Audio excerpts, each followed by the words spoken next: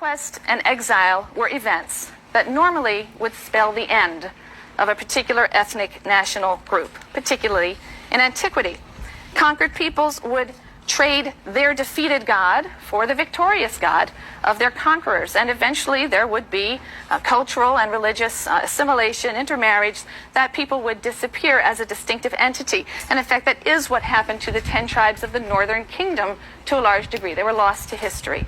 This did not happen to those members of the nation of Israel who lived in the southern kingdom, Judah. Despite the demise of their national political base in 586, the Israelites alone, really, among the many peoples who have figured in ancient Near Eastern history, the Sumerians, the Akkadians, the Babylonians, the Hittites, the Phoenicians, the Hurrians, the Canaanites, they emerged after the death of their state, producing a community and a culture that can be traced through various twists and turns and vicissitudes of history right down into the modern period. This is where the Hebrew Israelite doctrine fails every time. The Hebrew Israelites will have you believe that those who participated were forced into the transatlantic slave trade and are now the black people in the Americas, that are now the people in the Central America and South America are all part of the lost tribes of Israel, when in fact there are and there is no such thing as lost tribes of Israel. As history has demonstrated on multiple occasions, civilizations become absorbed into other civilizations. The Sumerians, when you look at their language, and you can see how the Akkadian language adopted most of the Sumerian language, and when people question what happened to the Sumerians, well, Sargon of Akkad, that's what happened to the Sumerians. The Sumerians were conquered by the Akkadians, and Sargon of Akkad, after conquering them, brought them into their nation, and they just assimilated into their nation. In the same way, West Africans were forced into assimilation into Western culture in the Americas, which is why we have lost most of our identity of West African ancestry to American, European colonization. Same thing with the colonization of Africa, just a bit different since they were still on their land. So when we look at these 10 tribes of Israel, and we look at how the Israelite people from the 9th century on were constantly and consistently conquered and assimilated. One of the documentations that we have is the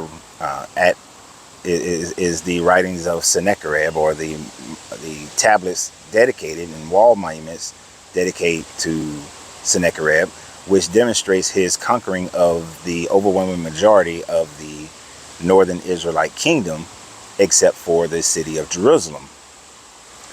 By the time we get to 722 BCE, the Assyrians had conquered all but Jerusalem, took a bribe from Hezekiah, and left Jerusalem. So the remnants of the northern tribes were only those that were in Jerusalem at the time frame.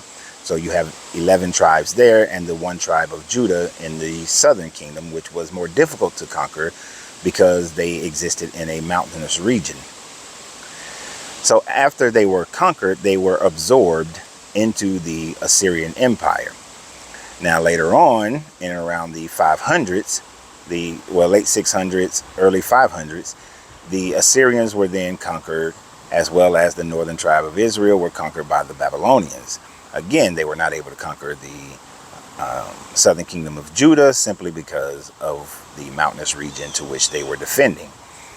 So therefore, the remaining tribes of Israel, northern Israel, which would have been the Israelites and maybe a few others, were absorbed into the Babylonian Empire. Now, although some aspects of the Israelite tribe were still there, they were still a mixture of the 11 tribes that were in the northern kingdom. When Darius came in as the Persians and conquered the Babylonian Empire, there was still a small sect of Israelites who were in Jerusalem, as well as those that had been in Babylonia and had been conquered for more than a generation.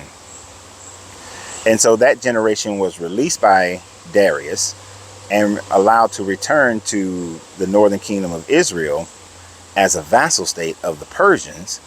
And then those Israelites were mixed in and just called themselves Israelites, and the other tribes were then forgotten because they unified under the one banner of the Israelites.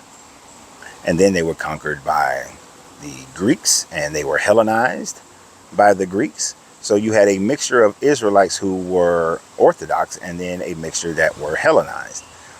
And then they were free for a minute through the Maccabees, and then they were reconquered by the Romans.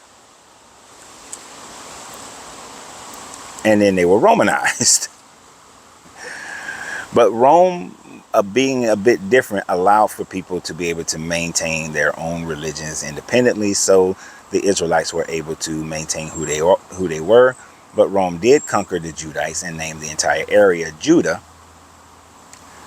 And although they conquered all of it, there remained a difference between the tribe of Judah and the tribe of Israel. And as I said, the Israelite community still, they had been absorbed so many times that the 10 tribes were no longer in existence. Now, fairy tale will have you believe that the tribe of Dan escaped into East Africa and became the Jews that supposedly existed from the destruction of the first temple, the Babylonian captivity, and were in Ethiopia or the Axum Empire. Yet there is absolutely zero information or zero artifacts, zero history of them ever making it that far. And some would even say they made it into Egypt and became part of the Egyptians, but the Egyptians were also conquered by the Greeks as well as being conquered by the Romans, and so they would have been mixed into the Greeks and the Romans as well. And in being mixed with the Greeks and the Romans, they would have also became mixed with the Moors when the Arab conquest of that area occurred. And the Moors were a multicultural group of people from, slightly interior Africa, all the way to the light-skinned Arabs and Caucasians that they had conquered who were still in Egypt, or Greeks who had been Hellenized and remained there. So they were multicultural. So to suggest that the black people in the Americas are Moors would be a wishful thinking, and to suggest that the black people in the Americas were Hebrew is also wishful thinking, because they would want to suggest that those tribes escaped also to West Africa and then became the enslaved that were sent over to the Americas. And all of this conflicts with the idea that the children of Japhet were the ones who came over to the Americas and became those people when Jacob had yet to be born. So they could not be part of the 12 tribes, because Jacob hadn't been born, nor has his sons to be born through his 2 cousin wives and his 2 slave wives. So that math just ain't mathing. But just like Americans, black Americans, we were West Africans in our heritage, but we have been assimilated into a Western culture, and therefore we know very little and have very little actual historical contact with our ancestors, because all of that was destroyed and we were assimilated into this society like the Borg. And so we are not the lost tribes of Israel. Those tribes are not lost. Those tribes are Israelis, and the ones who have been there forever. Mixture of black, white, and all other tones of brown. So y'all have a great day. And remember always, you have to free yourself to be yourself, because your greatness is non-negotiable. Good journey, good vibration.